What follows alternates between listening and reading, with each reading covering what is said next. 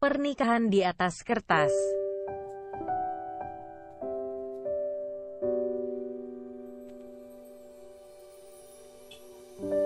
Jangan lupa subscribe ya, dukungan kalian untuk berkembangnya channel Novelku. Jangan lupa tersenyum. Kamu berhak bahagia, setidaknya untuk orang-orang yang kamu sayangi. Jangan lupa jaga kesehatan ya.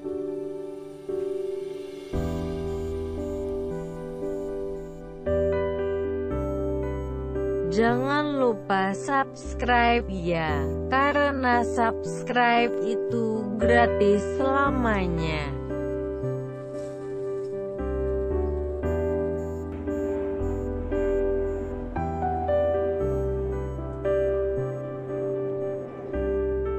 Chapter 35.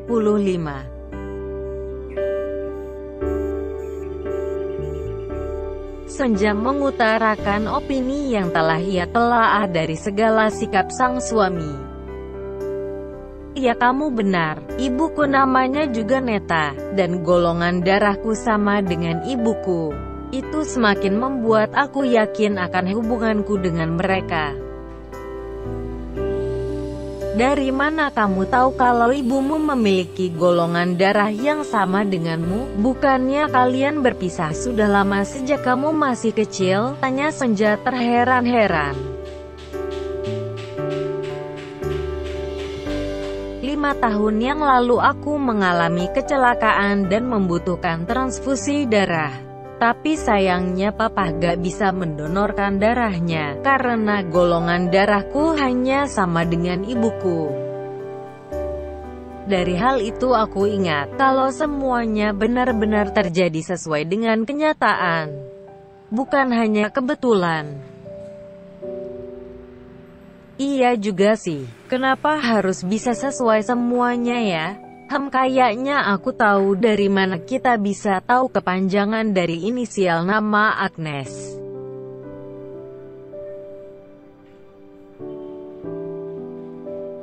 Pagi kembali beranjak untuk menyelesaikan tugasnya dalam menyinari dunia. Walau ia tahu akan ada yang mencelanya, tapi ia tetap menjalankan tugasnya. Seorang wanita cantik berambut pirang terlihat menuruni sebuah taksi dari bandara. Matanya tertuju pada resepsionis dengan segala pertanyaan yang memenuhi benaknya. Permisi mbak, apa di sini ada pasien bernama Agnes? Dia dan ibunya adalah pasien kecelakaan. Mereka dibawa ke rumah sakit ini sekitar kemarin siang. Ada kan pasien tersebut di sini mbak? Tanya Clarlista menggebu-gebu. Pasien kecelakaan kemarin siang. Sebentar ya mbak, saya cek dulu, ucap resepsionis itu. Iya, cepetan ya mbak.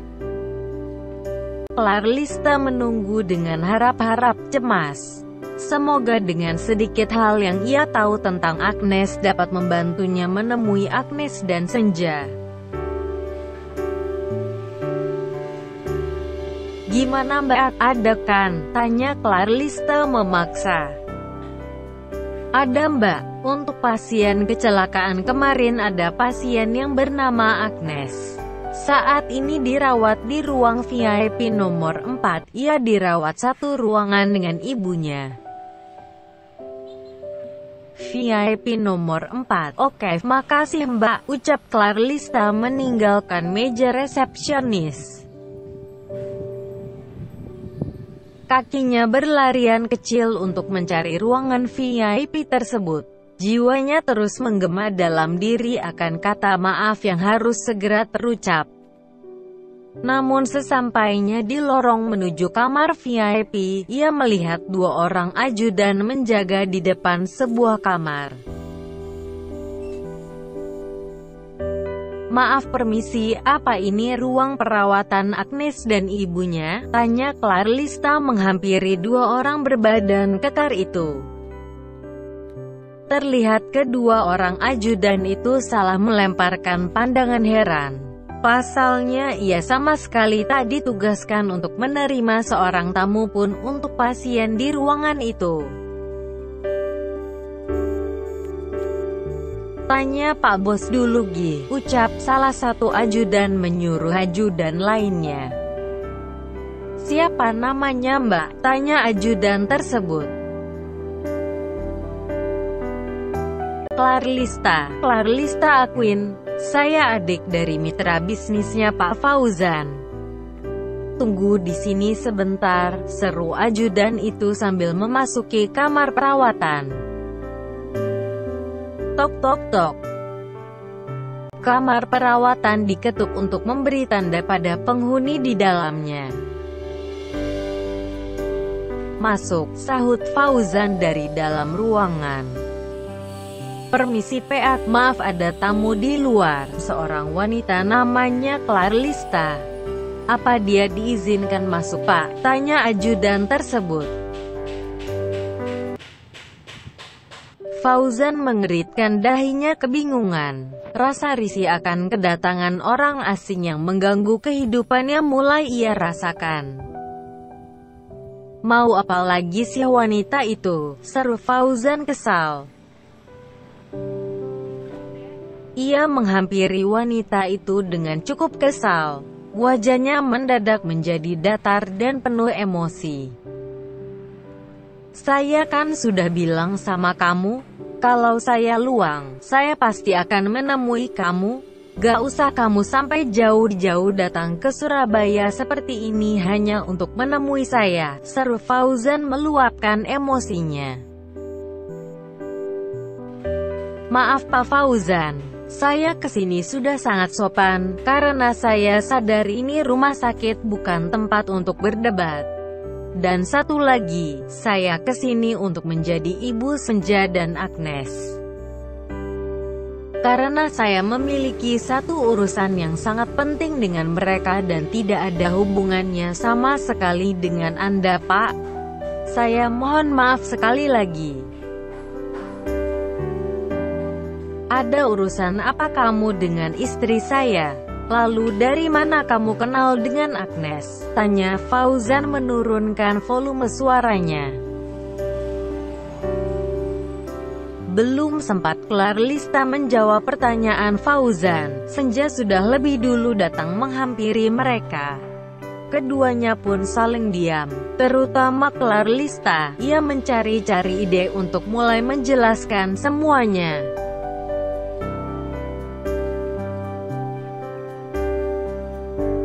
"Ada apa sih?" tanya Senja menghampiri keduanya. "Wanita ini datang jauh-jauh ke sini untuk menemuimu dan Agnes. Aneh kan?" tanya Fauzan memojokkan Clarlista.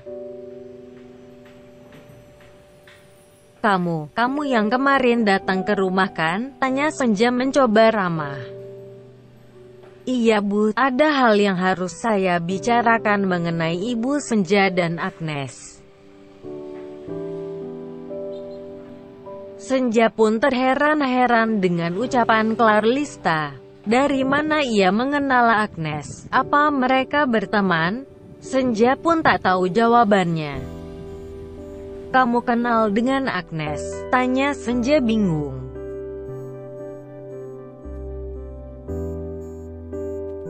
"Iya, saya mengenal Agnes. Ada hal penting yang harus saya bicarakan sama Bu Senja.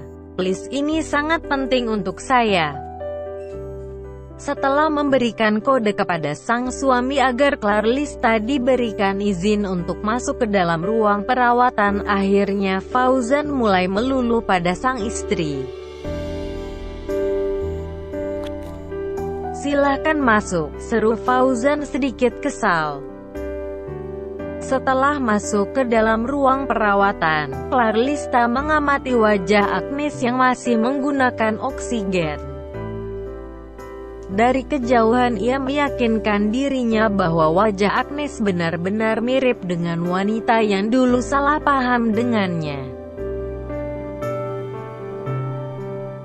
Ada hal apa yang ingin kamu bicarakan? Saya dan istri saya tidak memiliki banyak waktu untuk membahas hal yang tidak penting ya, seru Fauzan memperingatkan. Bisa biasa aja gak, ngegas mulu deh, seru Senja memperingatkan balik. Tapi sayang, ini tuh bukti perlindungan aku ke kamu. Kalau misalnya dia macam-macam sama kamu dengan berdalih ada hal penting yang harus dibicarakan gimana? Tanya Fauzan dengan penuh hiperbola.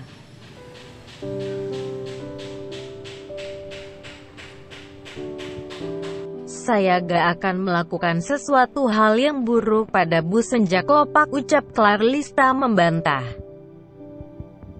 Dia mah emang gak jelas, Klar. Oh iya, tadi kamu mau bicarain hal penting apa tentang aku dan Agnes? Iya Bu, tapi saya hanya ingin bicara berdua. Tanpa ada, ucap Clarlista terpotong. Fauzan merasa terpojokkan dengan ucapan Clarlista. Namun sayangnya dengan sindiran itu tak cukup membuat seorang Fauzan peka untuk keluar dari ruangan itu. Ia masih tetap terpaku di sofa ruang perawatan dengan posisi nyamannya. Fauzan, pura-pura ya? Tanya Senja menyindir. Iya, aku keluar. Tapi satu ajudan di depan menunggu kalian di sini ya, seru Fauzan keluar ruangan. Ih, gak usah. Aku gak terima bantahan, sayang. Senja terpaksa mengikuti aturan suaminya yang begitu mengekangnya. Setidaknya ia sudah berusaha untuk sedikit bisa berbicara berdua dengan Clarlista. Kedatangan salah satu ajudan membuat Senja semakin risih. Ia menatap laki-laki bertubuh kekar itu dengan tatapan yang sinis. Udah gak apa-apa Bu. Bisa saya mulai berbicaranya Bu? Tanya Clarlista sambil menenangkan Senja. Iya udah. Oh iya, jangan panggil ibu, panggil aja Senja, ucap Senja dengan begitu ramah. Iya Senja, aku hanya ingin bertanya, apa dulu kamu pernah menjalin hubungan dengan laki-laki yang bernama Raka? Tanya Clarlista penasaran. Raka? Bagaimana bisa kamu mengenal Raka? Tanya Senja terkejut. Jawab dulu pertanyaanku. Jadi benarkan kalau kamu pernah memiliki hubungan dengan Raka? Tanya Clarlista memohon. Iya, dulu aku memiliki hubungan dengan Raka, tapi berakhir karena suatu hal, ucap Senja sambil menunduk. Hatinya kembali terkoyak-koyak kala luka yang sudah terbalut itu kembali terbuka. Perihnya begitu terasa hingga masuk ke dalam sumsum tulangnya. Aku minta maaf Senja. Aku benar-benar minta maaf sama kamu. Aku menyesal dan percayalah saat itu aku terpaksa melakukan itu karena paksaan dari teman-temanku, ucap Clarlista langsung memeluk Senja erat. Ada apa? Kenapa kamu minta maaf sama aku? Kita kan gak pernah kenal sebelumnya jadi kamu gak punya salah apapun sama aku, ucap Senja menenangkan Clarlista. Aku yang salah. Aku yang udah buat hubungan kalian jadi selesai saat itu. Aku menyesal, Senja. Senja tak habis pikir dengan hal yang tengah Clarlista maksud. Nalarnya tak cukup sampai dengan hubungan penyesalan Clarlista dengan putusnya hubungan Senja dan Raka dulu.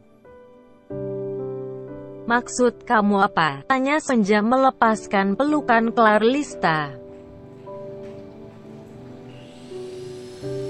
Saat itu aku dipaksa teman-temanku untuk berkenalan dengan Raka. Saat itu Raka tengah duduk sendiri di kafe.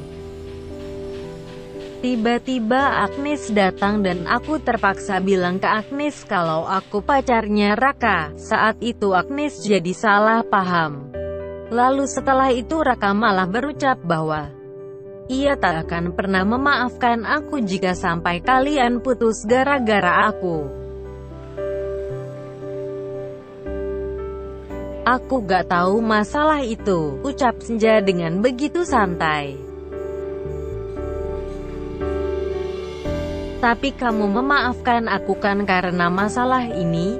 Please, Senja. Aku merasa seperti dalam kutukan dari kata-kata Raka waktu itu. Karena hingga saat ini aku masih teringat peristiwa itu padahal aku udah melupakannya sampai aku harus menempuh pendidikan di luar negeri. Aku memaafkan kamu kok, tapi aku putus sama dia karena hal lain, ucap Senja sedikit menenangkan Clarlista. Kalian putus karena Agnes salah paham dan mengadu ke kamu kalau aku mengaku sebagai pacar kamu kan? Tanya Clarlista menebak-nebak. Bukan, aku putus karena sudah tidak cocok, ucap Senja tersenyum. Sudah tidak cocok itu adalah alasan klasik untuk mengakhiri sebuah hubungan. Pada intinya ada hal lain yang benar-benar membuat kalian mementingkan ego masing-masing, ucap Clarlista bijaksana. Aku pernah menjadi korban penipuan pada bisnisku dulu dan membuat aku memiliki hutang yang sangat banyak.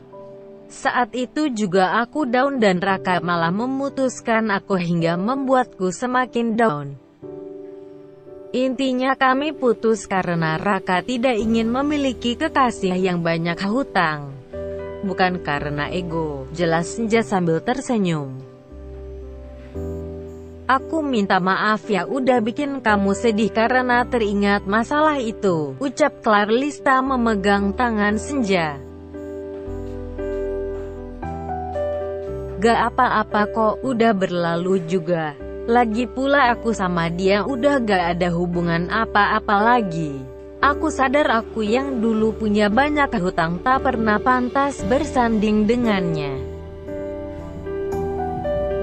Senja merendahkan dirinya sendiri. Ia sadar akan dirinya yang tak memiliki apapun untuk bisa dibanggakan. Kamu memang tak pantas bersanding dengannya. Karena orang baik hanya pantas bersanding dengan orang yang baiknya tulus juga. Kamu lebih pantas bersanding dengan Pak Fauzan. Karena ia lebih bisa mencintaimu dengan tulus jauh lebih besar dari Raka.